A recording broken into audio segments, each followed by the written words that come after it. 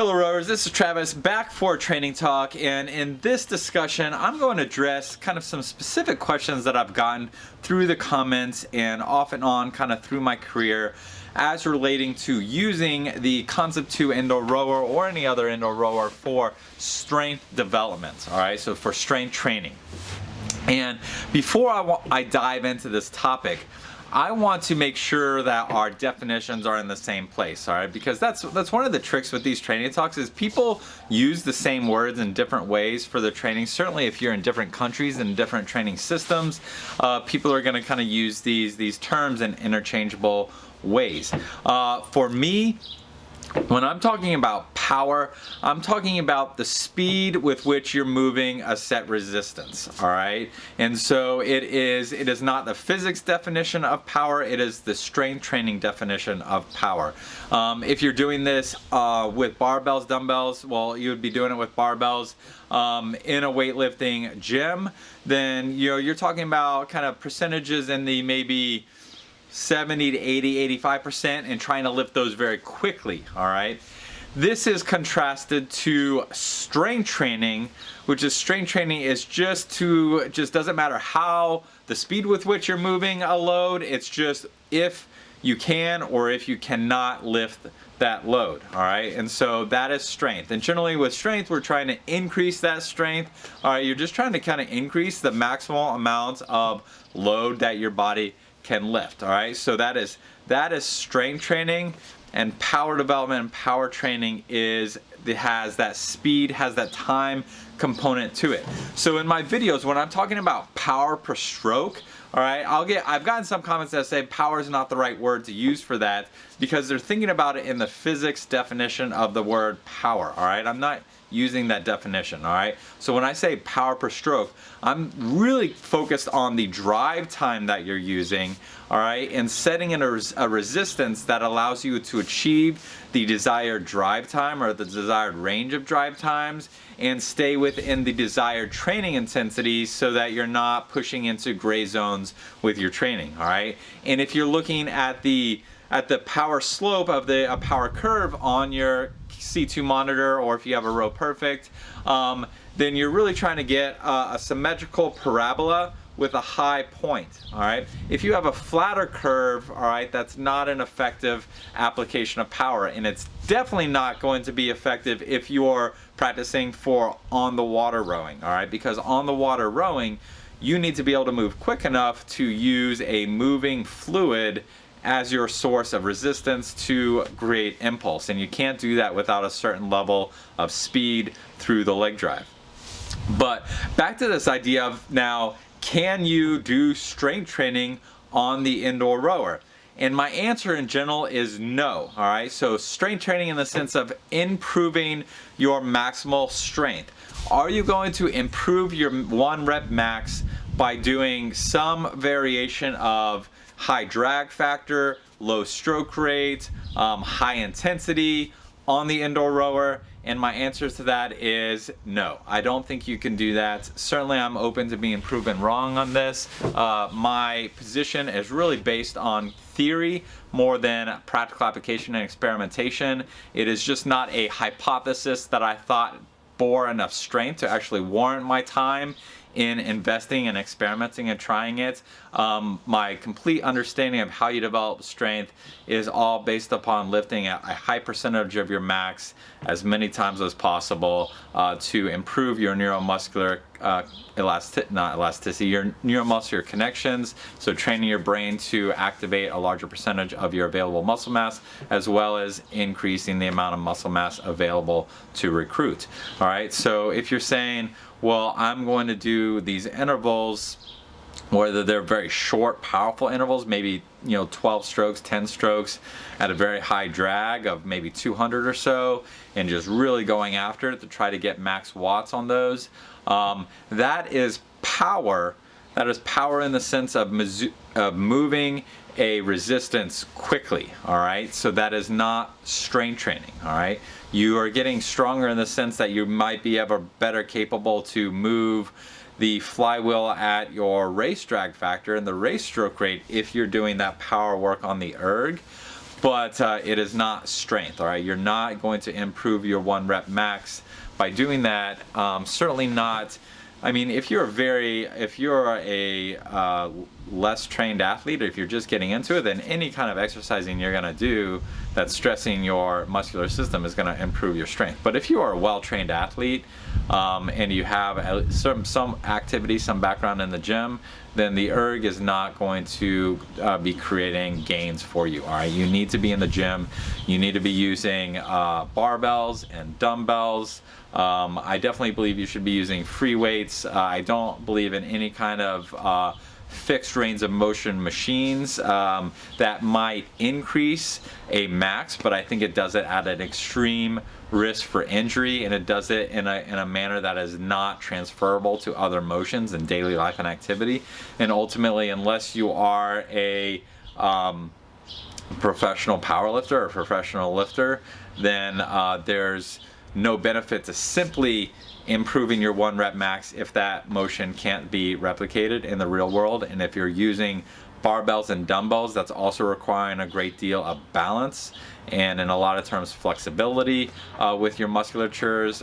If you do something like, a power clean, then you have to use a lot of other supplementary muscles to balance and to reinforce those primary movers.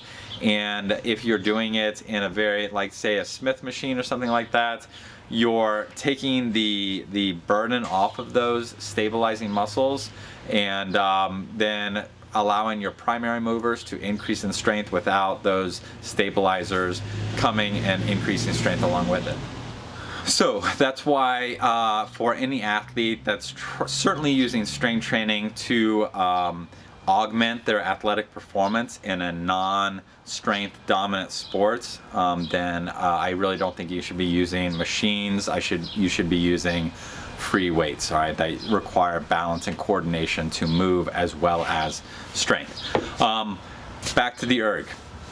So I've heard people talk about using a very high drag factor, either for extended periods of time or for short bursts to increase strength.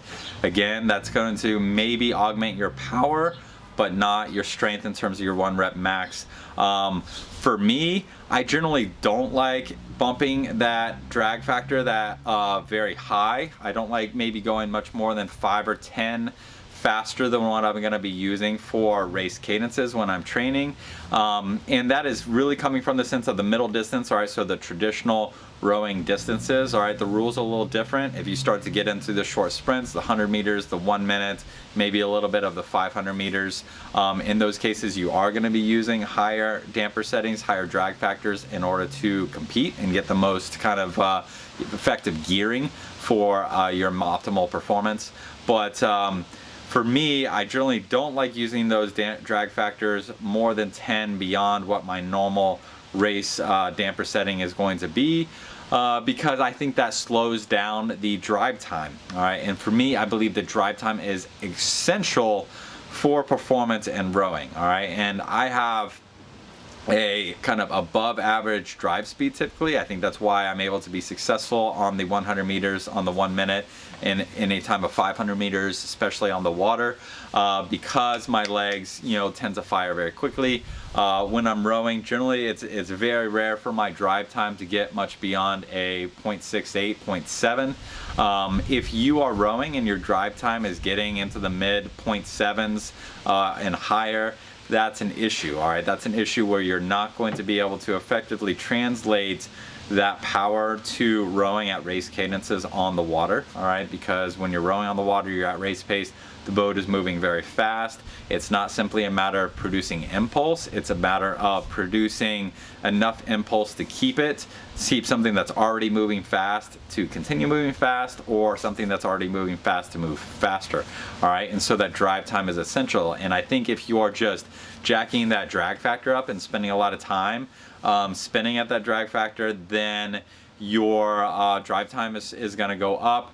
Or you're just going to be training at intensities that are beyond your aerobic intensity, and so that's going to limit the amount of time that you can spend in there. I think if you keep your damper setting, your drag factor low, and you just either lower your stroke rate while trying to maintain the same splits, or you keep the split the same, or keep the stroke rate the same, and bring your split down to go faster, then both of those are also going to be requiring a lot of power. All right, you're essentially going to be moving a heavier load, and that load is heavier because the flywheel has had more time to slow down between each stroke, and you're also going to be able to sustain that for a longer period of time. And so I think that the effect that I'm going to get if I'm rowing a U1 training split at a UT2 cadence, then the strength that I'm developing there is going to be the same as if I were rowing an AT split at a much higher than normal damper setting drag factor, but I could only do that for 10 minutes or so, 15 minutes, maybe 20 minutes, because I'm at an anaerobic pace. I'm at an anaerobic threshold pace, all right? And volume is almost always going to be a dominant training stimulus over intensity. And so if you're getting a lot more volume with the same kind of power in the stroke, developing that at an aerobic intensity, in my example U1 intensity, then you're just going to get more volume and time spent doing that, and you're going to get a greater benefit from it, and that's going to be more transferable to your performance on the water or in a race piece on the erg. And you know, some people that may be listening may be saying, well, I'm an indoor rower. Whenever Travis is going to, well, this is going to help you on the water, that it doesn't really apply to me. I really don't think that's the case. I really think that the principles that have been developed and refined over time for optimizing performance on the water are transferable to the erg. I mean, the erg is ultimately designed to be a simulation of on the water rowing. All right, that's what it was designed and created by and for. And the simple matter that stroke rate is a dominant factor in racing. All right, if you can maintain power per stroke at a higher stroke rate, you will almost always outperform yourself if you're increasing your power per stroke at a lower stroke rate. All right, so if you are maintaining power per stroke going up in stroke rate, you're going to outperform if you maintain stroke rate and simply increase that power on the per stroke basis. And so anybody can benefit from this, whether you're an indoor rower, whether you're a rower training to be on the water. Before kind of signing off, I do want to kind of explore some other things that I've tried on the erg and kind of my thoughts on it. So I mentioned before doing short bursts of 10 to 12 strokes at a high drag factor, right? So I used to do this during to experiment with kind of power development.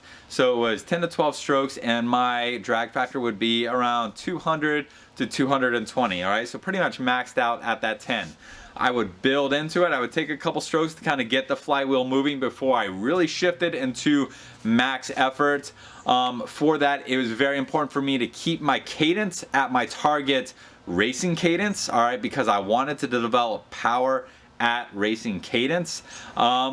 And I would do sets of 8 to 10 of those with full rest in between. So I do a 10 or 12 strokes, rest for a couple minutes, do it again, and the effects that I found, I didn't feel like that was helping me more than what I talked about of just doing a high pressure steady state for long periods of time at an aerobic pace, and therefore at a pace that could be sustained, even though it was harder, muscularly harder than a typical aerobic training session, because I was activating my musculature in a different manner. It was still aerobic and it was still sustainable, and I think I got more benefit from it.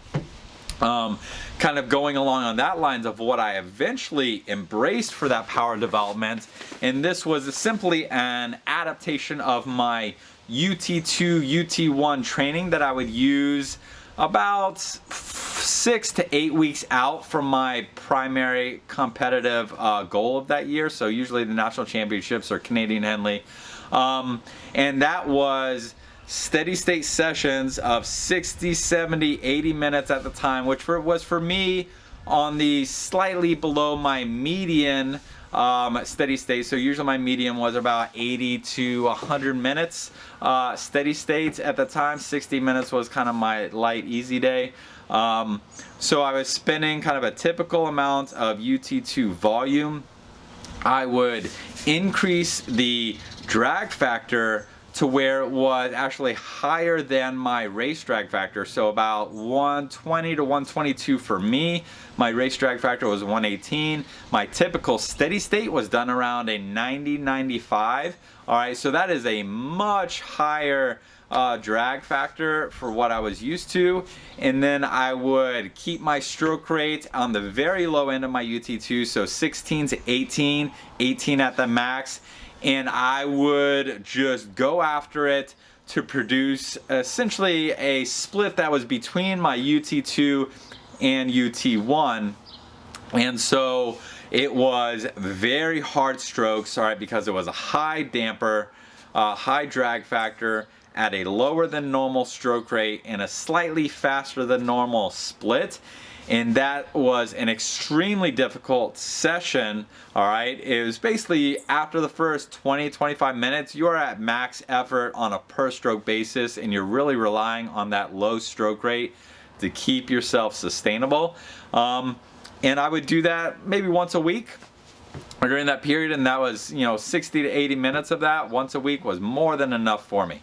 All right, so I was doing 60, 80 to 80 minutes. My typical training session was about 80 to 90 in terms of volume. So if you're used to doing 40 minutes or 60 minutes as your longer training sessions, then you would only need to do that kind of steady state for 20 to 30 minutes at the absolute most. All right, so half of what your longer aerobic sessions are is the most I would ever tell somebody to do this kind of variation of steady state focused on developing max power. All right, so if you're a recreational rower, you're doing a 30-minute row on a regular basis, then do this for 15 minutes after a warm-up. All right, get warm first and then do it. Don't just shift right into this from stroke one. And then other things that I would try that I kind of abandoned was I would elevate the back of my erg. So I would row on an incline, and I would also bump up the drag factor. So I would make it a little heavier, but not a lot. And I would make sure that my stroke rate and my drive time was similar to what it would be on my racing cadence, all right, and my racing pressure, all right? Because again, I didn't want to hop on the erg and produce a slow drive time to develop power, all right? I wanted my drive time to be consistent, to be around my target, and I just wanted to place an increased demand in terms of the resistance and strength while doing that. And so by elevating the back of the erg rather than just kicking the damper super high, I was increasing the resistance in terms of gravity, so it was harder for me to push my body up than it was to push it across. But the flywheel itself wasn't getting super heavy, so I could still accelerate that flywheel very quickly and keep that drive time where I wanted it to be. So those are the variations that I kind of experimented with both variations in terms of that very high drag factor of 200 to 220 in 10 to 12 stroke burst at race cadence and maximal effort. The other one being the elevated back of the erg. Those two were things that I tried and abandoned ultimately.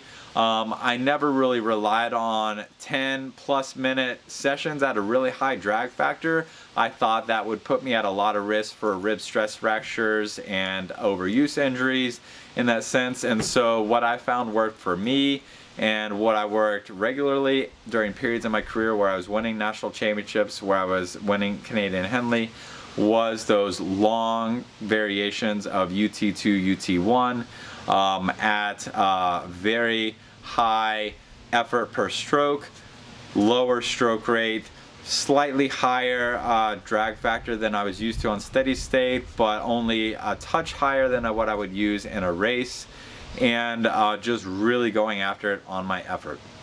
So you can give those a shot. I will put a caveat that it is a very physically challenging thing to do, and if you don't have a really good technical foundation, especially in your power transfer mechanism through your lower back, All right, so if you have poor posture, if you have a history of a tender back or a bad back, then I really don't recommend you do these because it will probably hurt your back. All right, and so refine your technique first so that you can row pain-free and comfortably, and you're confident in that technique, and then you can add these additional training stimulus, this higher demand on your body for these training sessions without running a risk of getting injured. All right, so that's it. That's my talk for strength development on the erg. As always, I hope it helped. If you have questions, put them in the comments below. I've been able to really stay on top of answering those as much as I can, and happy to continue doing so if it helps facilitate the conversation. Like the video if you found it helpful, share it with other people that you think might benefit, and subscribe to the channel if you want to see more videos like this in the future. Thanks guys, this is Travis, signing off.